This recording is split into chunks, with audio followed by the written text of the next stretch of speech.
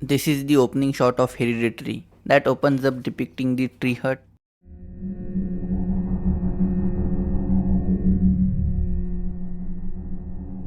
and pans on to the miniature house, revealing Peter and his father inside it, making them look like dolls in a small dollhouse. Now this is a single shot, there is no cut, establishing a connection between the hut and the house, suggesting that the dolls in the house are being played from the hut. In essence, this shot captures the fundamental theme of the film, that is, the Graham family is being controlled by the forces beyond their control. It is quite fascinating considering that this is the first shot of the first feature film of Ari Aster.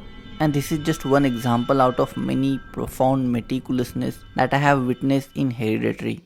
For instance, we know that the seance scene in the movie is a pivotal moment that confirmed the doom of the Graham family. Considering the significance, Ari Aster started that scene from the shot depicting the miniature of houses over houses and a house built over it, again foreshadowing the tragic fate of the family.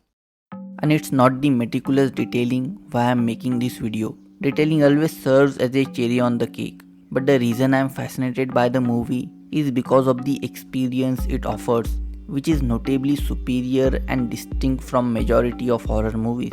I'm someone who's not a great fan of horror genre, as I don't really found it scary.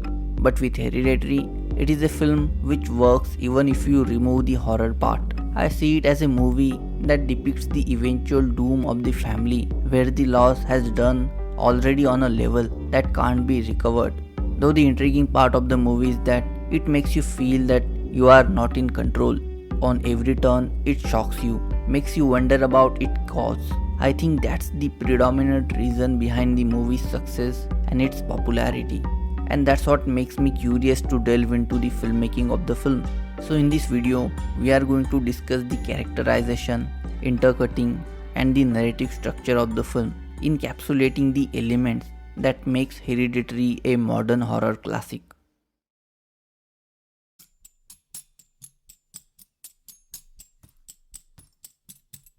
Ari Aster said, "It is a delight for audience to know that you are not in control. The experience of the movie can be anything. It's like flowing in a fast-paced river." I mean, that's what Hereditary does, and how it does it have a lot to learn from. The two elements that predominantly help Ari Aster achieve this are the very concept of the movie and its narrative structure. The concept that a family is eventually gonna fall, and combining it with some cult to sort of externalize that fall. It is not just unique, but also many people might have hesitated to make it. As a result, we haven't seen much of such stories. This unique concept became more compelling and impactful because of the narrative structure of the movie. I have sort of dissected it in four major chapters. The first is Charlie's death, then Sian's, husband's death, and the climax. In the first chapter, movie predominantly build the character of Charlie through different things. Like if you have noticed, the sound design around her character is quite distinct. Like when she cuts a chocolate at the funeral, or if she doing anything. The sound of it hints you towards her weird behavior. Besides, we see her drawing those creepy drawings and that creepy sound. In one conversation with her mom, movie suggests that Charlie never cried as a baby, even when she was born. You never cried as a baby. And also the whole thing with the bird, which we will deeply discuss later in the video. Basically the point is, movie first establishes character of Charlie in a way that suggests that she is gonna have a very important role in the movie, but then she dies. Something that no one has anticipated, and the direction of that scene is also something that makes it more impactful. Ari Aster don't show a objective view of the incident, he depicts it from the perspective of Peter, creating a sense that it can't be true, just the way Peter sees it. After the incident, he went in his room and lay down. The camera remains on his face, capturing his reaction when he hears the screams of his mom.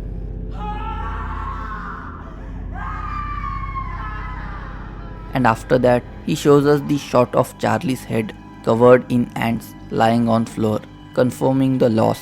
What he did is he sort of stretched the death scene and its impact beyond its actual time, without any kind of sentimentality, in true empathetic and disturbing way. So this first chapter, the build up for Charlie's character and her death, create a strong impact on the viewer, resulting in truly immerse themselves into the movie, as it makes people feel that they are watching something new, important and sensible.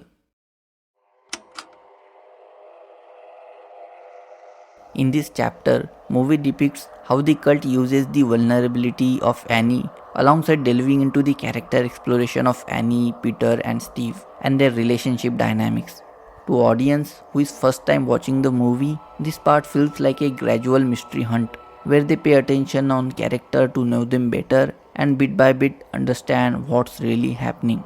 And this is a segment of a movie that captures the largest part of it. It's like the dynamic range. When a sound comes after silence, it is way more impactful.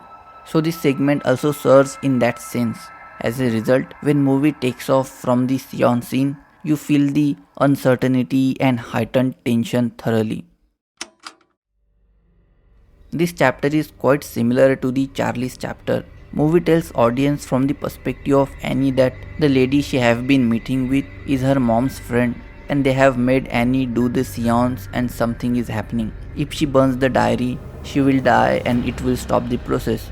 The intercutting with Peter and the conviction by which movie depicts this, it makes audience feel that Annie is right, though audience is on the edge at this point. And in the scene when Annie is convincing Steve to throw that diary into the fire, movie has also built another narrative, which is that Steve thinks she has dig up the grave and put her mother up there. But until this point, because we have followed the story from Annie's point of view, we know she haven't done it. As a result, movie makes audience focus on the totally unrelated conflict, that is whether Steve throw that diary or not. It makes the situation looks conventional. The protagonist understand everything but other people don't trust him.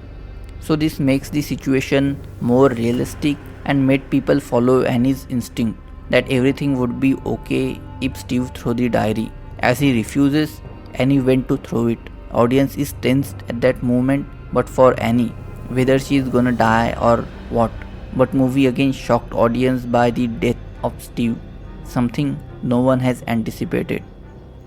And then after this, there is basically the final chapter of movie, where well, isn't much to say about it.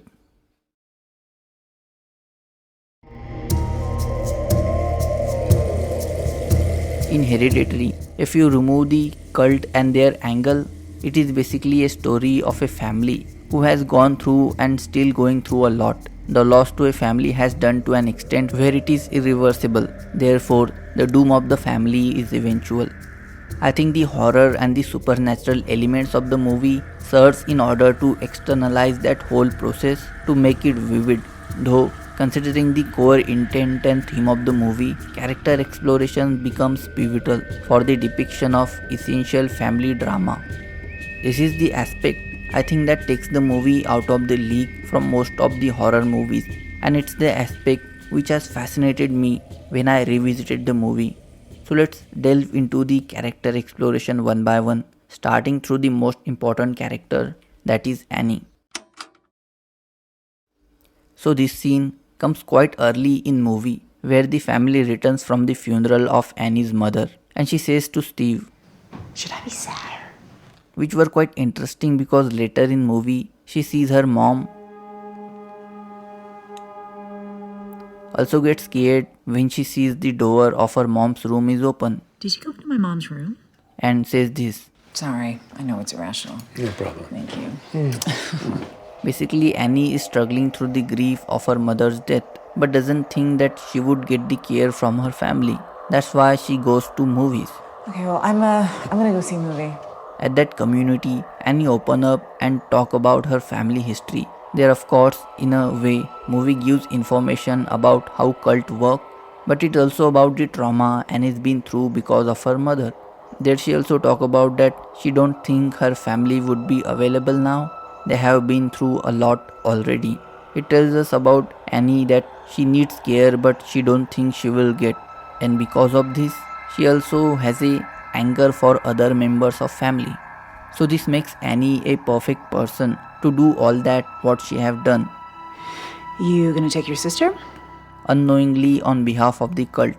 And I think her miniature serves as a metaphor for that, as she creates those miniatures to sort of externalize her grief and trauma and also tries to objectively portray them to create a distance. No, it's a neutral view of the accident. Basically, she uses those miniatures as a coping mechanism, My daughter was killed. just like the way she gets in touch to that cult woman. My son died. And she did the seance only to cope with his trauma and grief. In one of the classroom scene of the movie, the teacher and the students were discussing Oedipus Rex, the Greek tragedy by Sophocles. It follows the story of Oedipus, the king of Thebes, who unknowingly fulfilled the prophecy that he will kill his father and marry his mother. That play was also explores the themes of free will and fate. In Hereditary, Annie is Oedipus, just like Oedipus, who seeks to uncover the truth about his origin. He discovers the horrifying reality of his actions, leading to his downfall and tragic results. Annie, in order to cope with her grief, drive herself and her family into a tragic state. Peter, as we know, is about to be the host for Payman. In the beginning of the movie, he is depicted as a typical high school student preoccupied with friends, parties, and schoolwork. But after the Charlie's accident, he is in immense guilt that makes him vulnerable, that is compounded by the obsessive and erratic behavior of his mother. While Steve, husband of Annie and Peter's father, is a rational person and tries to maintain normalcy in his home. His calm demeanor and skepticism for supernatural contrasts highly with Annie's fanatic behavior. Though he is unable to prevent family's descent into horror, Steve's character serves as a tragic figure of rationality overpowered by the malevolent forces, depicting the devastating impact of inherent trauma and evil. In a nutshell, the characterization in Hereditary is detailed and serves as a light for characters' behavior in different situations. Like in the end, when Annie is possessed and attacks Peter, he says this from the attic. Mom, I'm sorry, okay? I'm sorry. He still thinks his mom is doing this because he haven't apologized for Charlie's death. This little detailing makes movie more engaging for future revisits from viewers, where they sort of place different things together.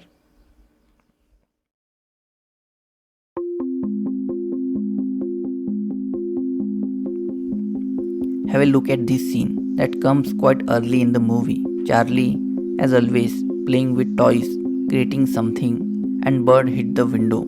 Then she looks at the scissor and the scene cuts to Peter's face sitting in his classroom. Then after Peter's classroom scene, movie goes back to Charlie. She is standing outside as the bell rings. Now what captivated my attention was it would have been completely fine if the movie would have cut from that scissor to Charlie standing outside. That's how you expect that scene to be, considering the continuity. So then, why they put that scene of Peter in between? It is quite interesting because in the classroom, the discussion on Sophocles' Oedipus Rex were going on, the one we discussed earlier in the video. In that scene, they were specifically discussing that the character whose outcome is predestined, does that make the play more tragic or less? And Peter was sitting there detached and unaware of what's going on in the classroom, just like what's happening with his family. Basically, the intercutting of these two incidents serves like an intellectual montage that gives you a more abstract meaning of those events than there is, foreshadowing the upcoming fate Peter is gonna share and his unknowing movement towards it. And the intercutting in movie is not just limited for foreshadowing. Ari Aster has also used it as a predominant editing tool to build tension, alongside capturing the actions of different characters at a time. Like before the accident scene of Charlie, movie intercuts between Charlie, Annie, Peter constantly to build for that pivotal moment. This whole sequence starts from a scene where Charlie is sitting in her room when she sees that blue light and looks out of the window. The scene then cuts to images of her grandma feeding her milk, again foreshadowing. It cuts to Annie in her kitchen as she receives the mail asking work update. She inhales but doesn't exhale, creating a underlying tension. It cuts to Charlie holding the head of the bird in her hands. Camera pans onto that hut. The hut throughout the movie represents the looming presence of the cult on the family. It then cuts to a top-down shot of Charlie following someone's footsteps. The head in Charlie's hand, the presence of hurt and the footsteps basically says that she is sacrificing her head to the cult, suggesting the upcoming tragic event. This scene then cuts to Annie arranging the miniature. As we discussed, Annie's miniature is a metaphor that she is Oedipus from the Greek tragedy.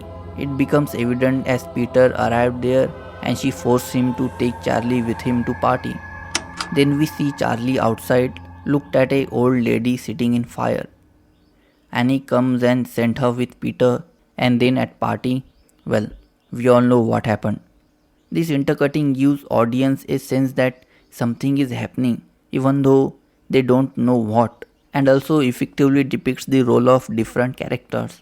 Similarly, after the seance when the process of cult begins, we see the intercutting at play to depict it and build tension for Steve's death. In conclusion, movie takes you on an emotional roller coaster, utilizing the unique concept and extraordinary narrative structure, which surprises you on every turn. The meticulous exploration of characters and family makes Hereditary distinct from other horror movies, adding depth to its narrative. The effective use of intercutting between different shots and characters not just help to build tension, but also serves as an intellectual montage, foreshadowing and capturing the deep and abstract meanings of those situations. So that was all I have to say, and I hope you liked the video. Thanks for watching, and I see you in the next one. Have a nice day. Bye.